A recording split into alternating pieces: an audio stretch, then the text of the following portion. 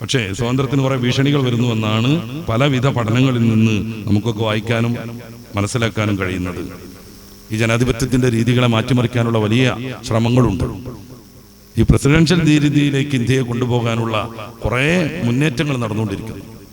അതോടൊപ്പം സ്വാതന്ത്ര്യത്തിന് വേണ്ടി അധ്വാനിച്ച പൂർവികർ സ്വപ്നം കണ്ട മതസ്വാതന്ത്ര്യം പോലും ചോദ്യം ചെയ്യപ്പെട്ടുകൊണ്ടിരിക്കുന്നു.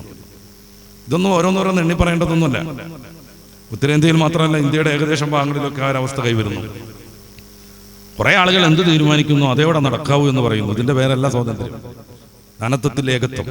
ഇന്ത്യൻ ഭരണഘടനയുടെ 25-ാം ആർട്ടിക്കിൾ മുതൽ 26-ലും 27-ലും പറയുന്ന ആർക്കും അവരിഷ്ടപ്പെടുന്ന മതം സ്വീകരിക്കാനുള്ള സ്വാതന്ത്ര്യം, അത് പ്രചരിപ്പിക്കാനുള്ള സ്വാതന്ത്ര്യം, അതിന്റെ പ്രചാരണത്തിന് വേണ്ടി സ്ഥാപനങ്ങൾ നിർമ്മിക്കാനും മാസികകളെ പോലെയുള്ള ഈ കാര്യങ്ങളൊക്കെ പ്രസിദ്ധീകരിക്കാനുമുള്ള സ്വാതന്ത്ര്യം.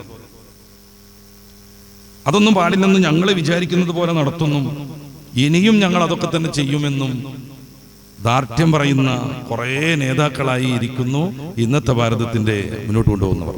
അത് ഭീഷണിയാണ്, ശരിക്കും ഇന്ത്യക്ക് ഭീഷണിയാണ്. ഏതെങ്കിലും ഒരു വിഭാഗത്തിനെ കുറിച്ചല്ല ഞാൻ പറയുന്നത്.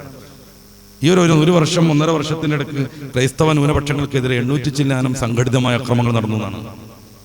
കേക്ക് നിർമ്മിച്ച അരമനയിൽ പോയിട്ട് കേക്ക് വായിൽ വെച്ചു കൊടുത്ത് സന്തോഷിക്കുന്നവർക്കൊന്നും അത് അങ്ങനെ അറിയില്ല, അറിയേണ്ടതുമില്ല, അതറിയാൻ അവർക്ക് കഴിയില്ല. കാരണം പണ്ടൊക്കെ നമ്മൾ പറയണത് പോലെ മടിക്കുത്തിൽ കനണ്ടാകുമ്പോൾ തീർച്ചയായും പലരെയും പേടിക്കേണ്ടി വരും.